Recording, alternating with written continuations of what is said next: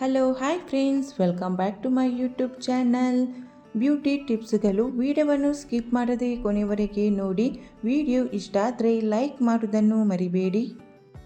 ಲಿಂಬೆ ರಸಕ್ಕೆ ಸಕ್ಕರೆ ಸೇರಿಸಿ ಮಿಕ್ಸ್ ಮಾಡಿ ಹಚ್ಚಿ ಒಣಗಿದ ನಂತರ ವಿರುದ್ಧ ದಿಕ್ಕಿನಲ್ಲಿ ತಿಕ್ಕಿ ತೊಳೆಯಿರಿ. ತುಟಿಯ ಮೇಲ್ಭಾಗದ ಕೂದಲು ತೆಳುವಾಗಿಸುತ್ತದೆ ಮತ್ತು ತೆಗೆದು ಹಾಕುತ್ತದೆ. ಕೂದಲಿನ ಉದ್ದವನ್ನು ಹೆಚ್ಚಿಸಲು ತೆಂಗಿನ ಎಣ್ಣೆಯಲ್ಲಿ ನೆಲ್ಲಿಕಾಯಿಯ ಪುಡಿಯನ್ನು ಮಿಶ್ರಣ ಮಾಡಿ ಕೂದಲಿಗೆ ಹಚ್ಚಿ ಚೆನ್ನಾಗಿ ಮಸಾಜ್ ಮಾಡಿದರೆ ಕೂದಲು ಉದುರುವುದು ತಪ್ಪಿಸಿ ಕೂದಲು 2 ಪಟ್ಟು ವೇಗವಾಗಿ ಬೆಳೆಯುತ್ತದೆ. ತೆಂಗಿನಕಾಯಿ ಹಾಲಿಗೆ ಅರಿಶಿನ ಬೆರೆಸಿ ಮುಖಕ್ಕೆ ಹಚ್ಚುತ್ತಾ ಬಂದರೆ ಕ್ರಮೇಣವಾಗಿ ಮುಖದಲ್ಲಿ ಸುಕ್ಕುಗಳು ಬರುವುದಿಲ್ಲ ಮತ್ತು ಮುಖವು ಕಾಂತಿಯುತವಾಗುತ್ತದೆ. ನಿಮ್ಮ ಸ್ಕಿನ್ ಯಾವಾಗಲೂ ಸುಂದರವಾಗಿ ಗುಲಾಬಿ ಬಣ್ಣದಿಂದ ಕೂಡಿರಬೇಕಾದರೆ ಪ್ರತಿದಿನ ರಾತ್ರಿ ಮಲಗುವ ಮೊದಲು ಸ್ವಲ್ಪ ಬೀಟ್ರೂಟ್ ರಸದಲ್ಲಿ ಬಾದಾಮಿ ಎಣ್ಣೆಯನ್ನು ಸೇರಿಸಿ ಹಚ್ಚಿಕೊಳ್ಳಿ. ಸ್ವಲ್ಪ ಲವಂಗವನ್ನು ಚೆನ್ನಾಗಿ ಅರೆದು ಮೊಡವೆಗಳ ಮೇಲೆ ಹಚ್ಚಿದರೆ ಮೊಡವೆಗಳು ಮಾಯವಾಗುತ್ತವೆ. ಅರಿಶಿನ ಮತ್ತು ಹಾಲಿನ ಪೇಸ್ಟ್ ಮಾಡಿ ಹಚ್ಚಿ 20 ನಿಮಿಷಗಳ ನಂತರ ತೊಳೆಯಿರಿ. ತುಟಿಯ ಮೇಲ್ಭಾಗದ ಕೂದಲ ಬೆಳವಣಿಗೆ ನಿಧಾನಗೊಳಿಸುತ್ತದೆ. ಓಂ ಕಾಳನ್ನು ವೀಳ್ಯದೆಲೆಯಲ್ಲಿ ಇಟ್ಟು ಸೇವಿಸಿದರೆ ಗಂಟಲು ನೋವು, ಕಫ ಕಡಿಮೆಯಾಗುತ್ತದೆ. ತುಂಬ ಆಲೋಚನೆ ಮಾಡುವವರು ಮತ್ತು ಅತಿಯಾಗಿ ಚಿಂತಿಸುವವರ ಮುಖದ ಮೇಲೆ ಬೇಗನೆ ನೆರಿಗೆಗಳು ಕಾಣಿಸುತ್ತವೆ. ಅತಿಯಾಗಿ ಆಹಾರ ಸೇವಿಸಿದಾಗ ಹೊಟ್ಟೆ ಭಾರವೆನಿಸಿ ಹೊಟ್ಟೆ ಉಬ್ಬಿದಂಗೆ ಆದಾಗ ನೀರಿಗೆ ಪುದೀನ, ಜೀರಿಗೆ ಅಥವಾ ಸೋಂಪು ಸೇರಿಸಿ ಕುದಿಸಿ ಕುಡಿದರೆ ಹೊಟ್ಟೆ ಭಾರವನ್ನು ನಿವಾರಿಸುತ್ತದೆ. ವಾರದಲ್ಲಿ 1-2 ಬಾರಿ ಎಳನೀರು ಕುಡಿಯಿರಿ. ಅಜೀರ್ಣ, ಗ್ಯಾಸ್, ಮಲಬದ್ಧತೆ ನಿವಾರಣೆಯಾಗುತ್ತದೆ. ತ್ವಚೆಗೆ ಯಾವುದೇ ರೀತಿಯ ದುಬಾರಿ ಉತ್ಪನ್ನಗಳನ್ನು ಬಳಸದೆ ಚರ್ಮ ಹೊಳೆಯುವಂತೆ ಮಾಡುತ್ತದೆ. ಇದು ದೇಹವನ್ನು ಆರೋಗ್ಯಕರವಾಗಿರಿಸುತ್ತದೆ. ಶರೀರದ ತೂಕವನ್ನು ಇಳಿಸಿಕೊಳ್ಳಲು ಪ್ರತಿದಿನವೂ ಬೆಳಿಗ್ಗೆ ಹೊತ್ತು ಲಿಂಬೆಹಣ್ಣನ್ನು ನೀರಿನಲ್ಲಿ ಚೆನ್ನಾಗಿ ಹಿಸುಕಿ ಅದಕ್ಕೆ ಅರ್ಧ ಚಮಚದಷ್ಟು ಜೇನುತುಪ್ಪವನ್ನು ಬೆರೆಸಿಕೊಂಡು ಸೇವಿಸುತ್ತಾ ಬರಬೇಕು. ಕೆಲವೇ ದಿನಗಳಲ್ಲಿ ತೂಕ ಕಡಿಮೆ ಆಗುತ್ತದೆ. ಗೋರಂಟಿ ಎಲೆಗಳನ್ನು ಬಟ್ಟೆ ಸಾಬೂನಿನೊಂದಿಗೆ ಅರೆದು ಬಿಳಿ ಮಚ್ಚೆಗಳು ಎಲ್ಲೆಲ್ಲಿ ಇವೆಯೋ ಅಲ್ಲೆಲ್ಲ ಹಚ್ಚುತ್ತಾ ಬಂದರೆ ಬಿಳಿ ಮಚ್ಚೆಗಳು ಮರೆಯಾಗುತ್ತವೆ. ತುಳಸಿ ಅಥವಾ ಬೇವಿನ ಎಲೆಗಳನ್ನು ನೀರಿನಲ್ಲಿ ಕುದಿಸಿ ಹಬೆಯನ್ನು ಮುಖಕ್ಕೆ ಬಿಟ್ಟುಕೊಂಡರೆ ಮುಖದಲ್ಲಿನ ಕಪ್ಪು ಚುಕ್ಕೆ ಮರೆಯಾಗುತ್ತದೆ. ಹೀಗೆ ಕೆಲವು ದಿನ ಮಾಡುತ್ತಾ ಬರಬೇಕು. ಮಾತನಾಡುವಾಗ ಬಾಯಿಂದ ದುರ್ವಾಸನೆ ಬರುತ್ತಿದ್ದರೆ ಸ್ವಲ್ಪ ಲಿಂಬೆಹಣ್ಣಿನ ರಸವನ್ನು ಸೇರಿಸಿದ ನೀರಿನಿಂದ ಬಾಯಿ ಮುಕ್ಕಳಿಸಿದರೆ ಬಾಯಿಯ ದುರ್ವಾಸನೆ ಕಡಿಮೆಯಾಗುತ್ತದೆ. ತಲೆನೋವು ಅಥವಾ ಮೈಗ್ರೇನ್ ಸಂದರ್ಭದಲ್ಲಿ ನೀರಿಗೆ ಜೀರಿಗೆ ಮತ್ತು ಬೆಲ್ಲವನ್ನು ಸೇರಿಸಿ ಕುಡಿಯಬೇಕು. ದ್ರಾಕ್ಷಿ ಹಣ್ಣು ತಿನ್ನಬೇಕು. ದ್ರಾಕ್ಷಿ ರಸವನ್ನು ನೀರಿಗೆ ಸೇರಿಸಿ ಕುಡಿದರೂ ತಲೆನೋವು ಕಡಿಮೆಯಾಗುತ್ತದೆ. ಹೆಚ್ಚು ತಂಪು ಪಾನೀಯಗಳು ಕುಡಿಯುವುದು, ಕಡಿಮೆ ನೀರು ಕುಡಿಯುವುದರಿಂದ ತಲೆ ತಿರುಗುವುದು, ಬಿಸಿಲಿನ ಬೇಗೆ, ತಲೆನೋವು, ಸ್ನಾಯು ಸೆಳೆತ ಮುಂತಾದ ಸಮಸ್ಯೆಗಳು ಉದ್ಭವಿಸಬಹುದು. ದೇಹದಲ್ಲಿ ಸಾಕಷ್ಟು ನೀರು ಇಲ್ಲದಿದ್ದರೆ ಮಲಬದ್ಧತೆ ಉಂಟಾಗುವುದರ ಜೊತೆಗೆ ಚರ್ಮ ಮತ್ತು ಮೂತ್ರಪಿಂಡಗಳಿಗೆ ಹಾನಿಯಾಗುತ್ತದೆ. ಹಾಗಾಗಿ ಚೆನ್ನಾಗಿ ನೀರನ್ನು ಆಗಾಗ ಕುಡಿಯಬೇಕು. ಬೆಳಿಗ್ಗೆ ನೆನೆಸಿದ ಧಾನ್ಯಗಳನ್ನು ತಿನ್ನುವುದರಿಂದ ತೂಕವು ವೇಗವಾಗಿ ಹೆಚ್ಚಾಗಲು ಪ್ರಾರಂಭಿಸುತ್ತದೆ. ಸ್ನಾಯುಗಳು ಸಹ ಬಲಗೊಳ್ಳುತ್ತದೆ. ದೇಹಕ್ಕೆ ಬೇಕಾಗಿರುವ ಶಕ್ತಿ ಸಿಕ್ಕುತ್ತದೆ. ಪ್ರತಿದಿನ ಸ್ನಾನ ಮಾಡುವಾಗ ಕಡಲೆ ಹಿಟ್ಟನ್ನು ಮೈಗೆ ಹಚ್ಚಿಕೊಂಡು ಸ್ನಾನ ಮಾಡಿದರೆ ಹೆಚ್ಚಾಗಿ ಬೆವರುವುದು ನಿಲ್ಲುವುದಲ್ಲದೆ ಬೆವರಿನ ವಾಸನೆ ಇರುವುದಿಲ್ಲ. ಹೈ ಹೀಲ್ಡ್ ಚಪ್ಪಲಿ ಅಥವಾ ಪಾಯಿಂಟೆಡ್ ಚಪ್ಪಲಿಯನ್ನು ಕೆಲವು ಗಂಟೆಗಳ ಮಟ್ಟಿಗೆ ಧರಿಸಬಹುದು. ಇಡೀ ದಿನ ಅವುಗಳನ್ನು ಧರಿಸಿದರೆ ಅನಾರೋಗ್ಯ ಉಂಟಾಗುತ್ತದೆ.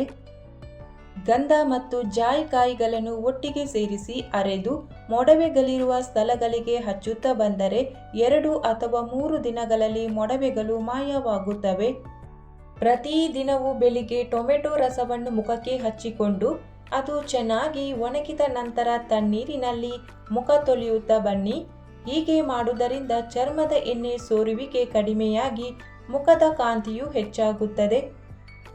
ಶುಂಠಿಯ ಚಿಕ್ಕ ತುಂಡು ಹಾಗೂ ಅರ್ಧ ಬಟ್ಟಲು ನೀರು ಚೆನ್ನಾಗಿ ಬಿಸಿ ಮಾಡಿ ಅದಕ್ಕೆ ಜೇನುತುಪ್ಪ ಮತ್ತು ಲಿಂಬೆ ರಸವನ್ನು ಬೆರೆಸಿ ಕುಡಿದರೆ ಹೊಟ್ಟೆ ನೋವು ಕೂಡಲೇ ನಿಂತು ಬಿಡುತ್ತದೆ. ಮೆಂತ್ಯದ ಪುಡಿಯನ್ನು ಗಂಜಿಯಂತೆ ಮಾಡಿಕೊಂಡು ಬೇಯಿಸಿ ಸೇವಿಸುತ್ತಾ ಬಂದರೆ ಮಧುಮೇಹ ರೋಗ, ನರ ಸಂಬಂಧಿ ರೋಗಗಳೆಲ್ಲ ದೂರವಾಗುತ್ತದೆ. ಟೊಮೆಟೊ ರಸಕ್ಕೆ ಸ್ವಲ್ಪ ನೀರು ಸೇರಿಸಿ ತಲೆಗೆ ಹಚ್ಚಿ 15 ನಿಮಿಷ ಬಿಟ್ಟು ಕೂದಲು ವಾಶ್ ಮಾಡಬೇಕು. ಕೂದಲಿನ ಬೆಳವಣಿಗೆಗೆ ಇದು ಬಹಳ ಒಳ್ಳೆಯದು. ರಾತ್ರಿ ಮಲಗುವ ಮುನ್ನ ಬಿಸಿ ಹಾಲಿಗೆ 1 ಚಮಚ ತುಪ್ಪ ಸೇರಿಸಿ ಮಲಗುವ ಮುನ್ನ ಕುಡಿದರೆ ಮಲಬದ್ಧತೆ ಸಮಸ್ಯೆ ನಿವಾರಣೆಯಾಗುತ್ತದೆ. ನಿಮ್ಮ ತ್ವಚೆಯನ್ನು ಯಾವಾಗಲೂ ತಾಜಾ ಆಗಿರಲು ಪ್ರತಿದಿನ 1 ಲೋಟ ಕಿವಿ ಹಣ್ಣಿನ ರಸವನ್ನು ಕುಡಿಯಿರಿ.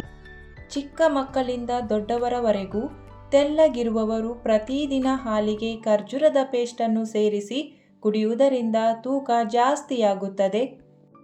ಬಿಸಿಯಾದ ಆಹಾರ ಸೇವಿಸುವುದರಿಂದ ಜೀರ್ಣಾಂಗದ ವ್ಯವಸ್ಥೆ ದುರ್ಬಲಗೊಳ್ಳುತ್ತದೆ. ಶುಂಠಿ ಹಸಿವನ್ನು ಹೆಚ್ಚಿಸುತ್ತದೆ. ಊಟಕ್ಕೆ ಮೊದಲು ಶುಂಠಿಯನ್ನು ಸೇವಿಸಿ. ಉತ್ತಮ ಜೀರ್ಣಕ್ರಿಯೆಗೆ ಶುಂಠಿ ಸಹಕಾರಿ.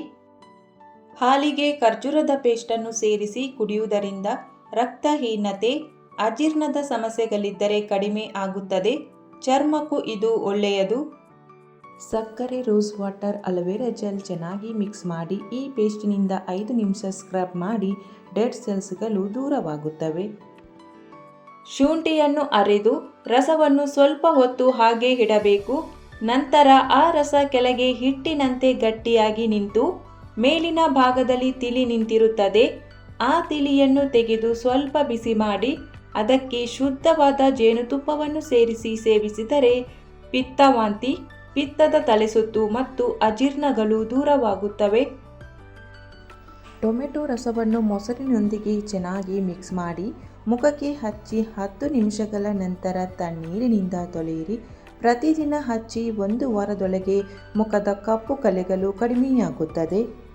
ಬಾಣಂತಿಯರು ಮಿತವಾಗಿ ಮೆಂತೆಕಾಳನ್ನು ಪ್ರತಿದಿನ ಸೇವಿಸುವುದರಿಂದ ಎದೆಹಾಲು ವೃದ್ಧಿಯಾಗುತ್ತದೆ. ಮೂತ್ರಪಿಂಡದ ಕಲ್ಲುಗಳಿಂದ ದೂರವಿರಲು ನಿಯಮಿತವಾಗಿ ಕಲ್ಲಂಗಡಿ ಹಣ್ಣು ಮತ್ತು ಖರ್ಜೂರ ಸೇವಿಸಬೇಕು. ಅಡುಗೆ ಮಾಡುವಾಗ ನಿಮ್ಮ ಕೈಗಳು ಸುಟ್ಟು ಹೋದರೆ ಹಲ್ಲುಜ್ಜುವ ಪೇಸ್ಟನ್ನು ಹಚ್ಚುವುದರಿಂದ ಗುಳ್ಳೆ ಬರುವುದಿಲ್ಲ.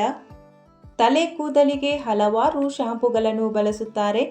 ಈ ಪ್ಯಾಕೆಟ್ಗಳು ಖಾಲಿಯಾದ ನಂತರ ಎಸೆಯದೆ ಬಟ್ಟೆ ಒಗೆಯುವಾಗ ಸಾಬೂನಿನ ಪುಡಿಯೊಂದಿಗೆ ಅವುಗಳನ್ನು ನೀರಿಗೆ ಹಾಕಿ ಬಿಡಿ. ಒಗೆದ ಬಟ್ಟೆಗಳು ಹೆಚ್ಚು ಹೊಳಪಿನಿಂದ ಕೂಡಿದ್ದು ಶುಭ್ರವಾಗಿಯೂ ಇರುತ್ತದೆ. ವಾಂತಿ ಕಾಣಿಸಿಕೊಂಡಾಗ ಲಿಂಬೆ ಪಾನೀಯದ ಜೊತೆಗೆ ಏಲಕ್ಕಿ ಪುಡಿಯನ್ನು ಸೇರಿಸಿ ಕುಡಿಸಬೇಕು. ಇದರಿಂದ ವಾಂತಿಯಾಗುವುದು ನಿಲ್ಲುತ್ತದೆ.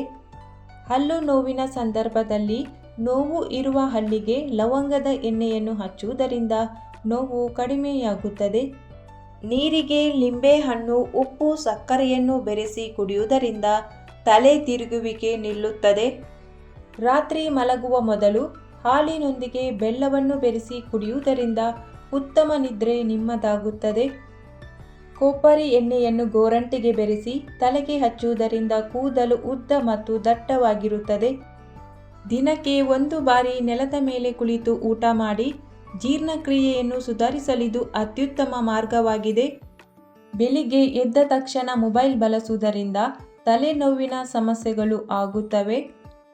ಲಿಂಬೆ ರಸವನ್ನು ಮೊಟ್ಟೆಯೊಂದಿಗೆ ಬೆರೆಸಿ ಕೂದಲಿಗೆ ಹಚ್ಚುವುದರಿಂದ ಕೂದಲು ಕಪ್ಪು ಮತ್ತು ಸಿಲ್ಕಿ ಆಗುತ್ತದೆ. ಬೇವಿನ ಎಲೆಗಳನ್ನು ನೀರಿನಲ್ಲಿ ಕುದಿಸಿ ಆ ನೀರಿನಿಂದ ತಲೆ ವಾಶ್ ಮಾಡುವುದರಿಂದ ಕೂದಲಿನ ಉದುರುವಿಕೆ ಕಡಿಮೆಯಾಗುತ್ತದೆ. ಬೆಲ್ಲದ ಸೇವನೆಯಿಂದ ಸಕ್ಕರೆ ಕಾಯಿಲೆಗಳು ದೂರವಾಗುತ್ತವೆ. ಸದಾ ಖುಷಿಯಾಗಿರಿ ಮತ್ತು ಒತ್ತಡವನ್ನು ಕಡಿಮೆ ಮಾಡಲು ಪ್ರಯತ್ನಿಸಿ. ನಿಮ್ಮ ಮುಖದ ಮೇಲಿನ ನಗುವೆ ನಿಮ್ಮ ಸೌಂದರ್ಯದ ಗುಟ್ಟಾಗಬೇಕು. ಈ ಮಾಹಿತಿಯು ನಿಮಗೆ ಇಷ್ಟವಾಗಿದ್ದರೆ ವಿಡಿಯೋಗೊಂದು ಲೈಕ್ ಮಾಡಿ, ವಿಡಿಯೋವನ್ನು ಶೇರ್ ಮಾಡಿ, ಚಾನಲನ್ನು ಸಬ್ಸ್ಕ್ರೈಬ್ ಮಾಡಿ ಸಪೋರ್ಟ್ ಮಾಡಿ. Thank you for watching.